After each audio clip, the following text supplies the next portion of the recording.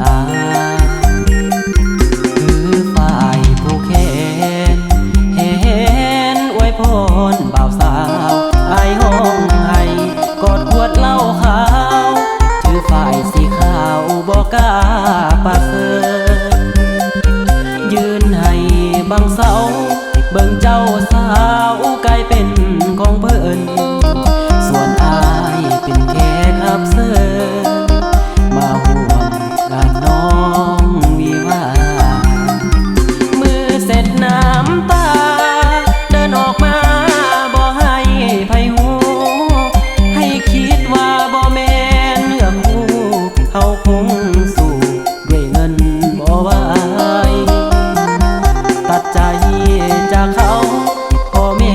เอาเป็นอยู่ข้างกายเจ็บนี้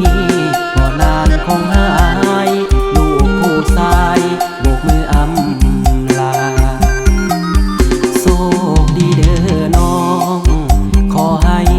เป็นฟังเป็นฟ้าอ้ายนี้ขออวยพรลากับหยดน้ำตาเป็นครั้งสุดท้ายขอให้โชคดีกับผัวเศรษฐีเสียใหญ่ขอเอาน้ำตาล้างใจอวยพรในมื้อวันงาน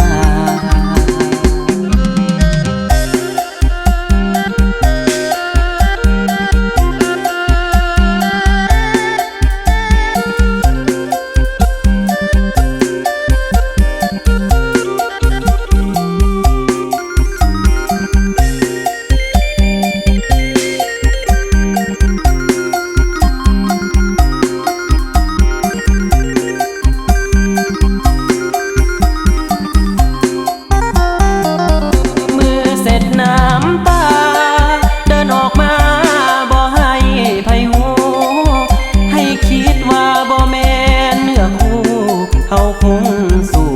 ด้วยเงินบ่ไหวตัดใจจากเขาพ่อแม่เอาเพิ่นอยู่ข้างกายเจ็บนี้ก็นานคงหายลูกผู้ชายโบกมืออำลาโชคดีเด้อน้องขอให้เป็นฟังเป็นฟ้าอ้ายนี้ขออวยพรลากับหยดน้ำตาเป็นครั้งสุดท้ายขอให้โชคดีกับผัวเศรษฐีเสียใหญ่